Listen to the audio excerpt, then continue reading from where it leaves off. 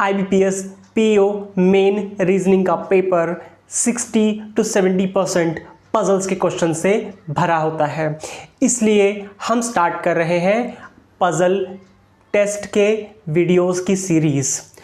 इस वीडियो में हम देखेंगे एक ऐसा क्वेश्चन जिसे हम पूरी तरह से सॉल्व करेंगे, और मैं उसके पहले आपको बताता हूँ कुछ टिप्स, कुछ tricks to solve the tabular data double data के questions.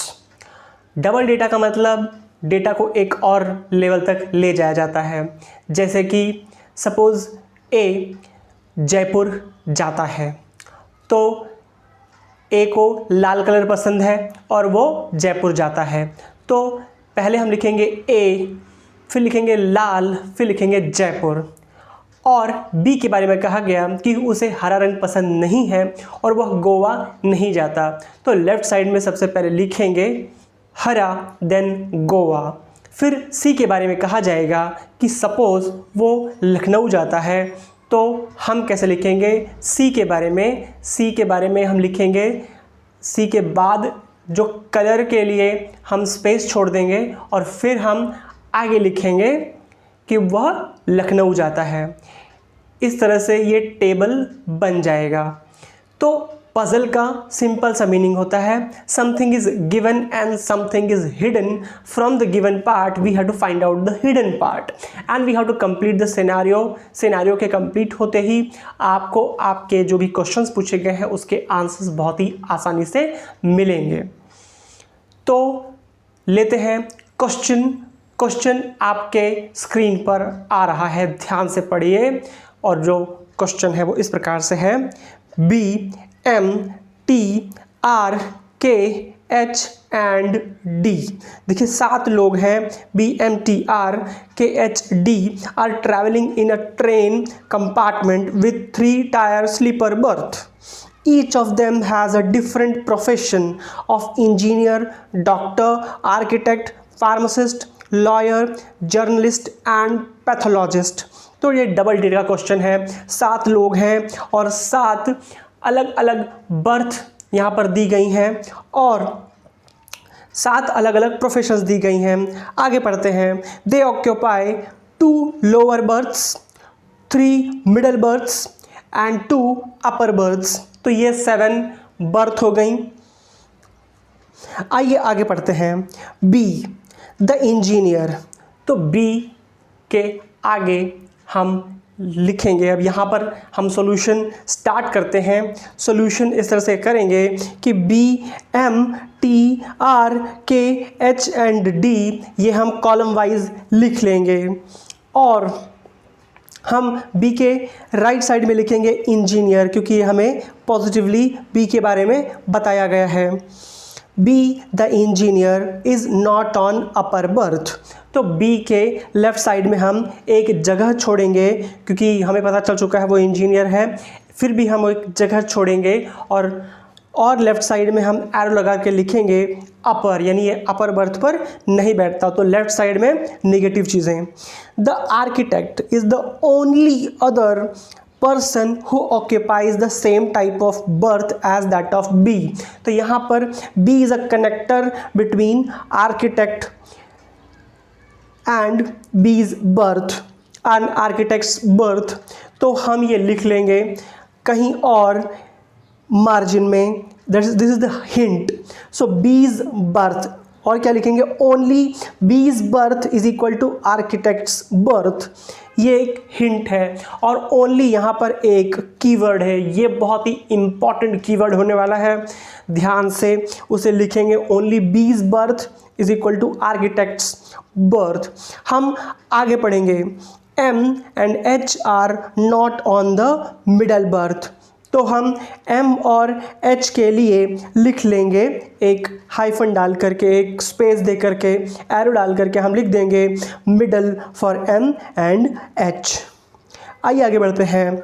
M and H are not on middle berth and their professions are pathologist and lawyer respectively. तो ये बताया गया है उनके बारे में पॉजिटिवली, तो हम लिखेंगे M के आगे पैथोलॉजिस्ट एंड एच के आगे लॉयर। आगे बढ़ते हैं, आगे लिखा गया है टी इज़ अ फार्मासिस्ट, तो टी के बारे में प्रोफेशन मिल गया है, टी इज़ फार्मासिस्ट। उसके बाद लिखा है D is neither journalist nor an architect, तो डी के लेफ्ट साइड में लिखेंगे जर्नलिस्ट कॉमा आर्किटेक्ट, क्योंकि ये आर्किटेक्ट और जर्नलिस्ट नहीं है। देन के occupies the same type of berth as that of the doctor, तो जहाँ पर हमने लिखा हुआ है only B's berth is equal to architect's berth, वहीं पर हम लिख लेंगे case berth is equal to doctor's berth, यानी के और डॉक्टर यहाँ पर कनेक्ट हो गए। आइए, ये चीज़ें हमें दी हुई हैं, ये इतनी सारी चीज़ें हमें गिवन हैं। अब हमें निकालना होगा हिडन पार्ट। हमें सबसे पहले निकालना होगा आर के और डी के प्रोफेशंस। तो डी जर्नलिस्ट और आर्किटेक्ट नहीं है, इसका मतलब आर और के जर्नलिस्ट एंड आर्किटेक्ट हो सकते हैं। तो डी का प्रोफेशन क्या है? तो डी का प्रोफेशन एक ही बचा है, विच इज़ डॉक्टर। देखिए, ये हिडन पार्ट था, ये हिडन था और ये निकल के आ गया डी इज़ डॉक्टर। अब आइए बात करते हैं आर और के की। आर क्या होगा? आर्किटेक्ट होगा कि जर्नलिस्ट होगा? आइए हम देखते हैं that K and D are on the same berth, ये हमें पता है, K and D are on the same berth. Therefore K is not architect because architect is with B only, इसलिए यहाँ पर देखिए ओनली का यूज हो गया, only the keyword. K is a journalist, therefore K is a journalist, क्योंकि R architect होगा और वो बी के साथ बैठेगा। आगे बढ़ते हैं, तो आर आर्किटेक्ट है और के जर्नलिस्ट है, तो सारे के सारे प्रोफेशंस हमें मिल चुके हैं, लेकिन हमें अभी तक एक भी बर्थ पॉजिटिवली नहीं मिली है। तो आइए देखते हैं, 2 अपर बर्थ हैं, 2 लोअर बर्थ हैं, 3 मिडल बर्थ हैं और कहा गया है B is the only with the architect that is R. Therefore यहाँ पे देखिए बी और आर के लिए मना किया गया है, अपर बर्थ पर बी नहीं बैठेगा। और यहाँ पर हमें पक्का पता चल गया कि only B's berth is equal to architect's berth की वजह से हमें पता चल गया कि बी और आर दोनों के दोनों लोअर बर्थ पर हैं। आइए देखते हैं, एम और एच के बारे में कहा गया है कि वो दोनों मिडल बर्थ पर नहीं हैं। इसका मतलब ये है कि 2 अपर बर्थ जाती है एम और एच के लिए। अब यहाँ पर 3 मिडल बर्थ बचती हैं, तो वो है टी, के और डी। देखिए, पूरा का पूरा सिनेरियो क्लियर हो गया। अब इस पर आपसे कोई भी क्वेश्चन पूछा जाए, आप आंसर बता सकते हैं।